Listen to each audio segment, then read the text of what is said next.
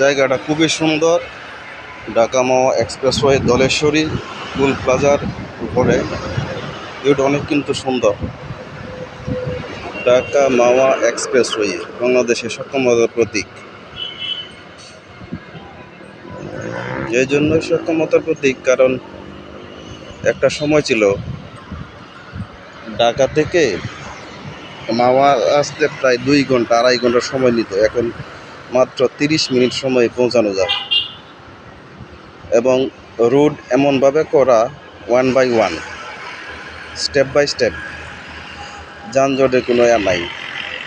কিন্তু ঢাকা মাওয়া এক্সপ্রেসওয়ে হওয়ার আগ পর্যন্ত বেসিক্যালি মানুষের যে দুর্ভোগ ছিল তা গুছাতে সক্ষম হয়েছে ওই ঢাকা মাওয়া এক্সপ্রেসওয়ে। পাশাপাশি মাওয়া পদ্মা সেতু আরও বেশি সক্ষমতার প্রতীক এই জন্যই, কারণ একটা সময় ছিল ঢাকা থেকে মাওয়া পর্যন্ত আসতে 2-2.5 ঘন্টা 3 ঘন্টা সময় লাগতো। খুব পেরেশানি ছিল, কিন্তু এই পেরেশানিটা দূর হয়েছে। পাশাপাশি পদ্মা সেতু, পদ্মা মাওয়া গাড়ি যে পরিমাণ বিশৃঙ্খলা নৈরাজ্য হইত কল্পনাতীত।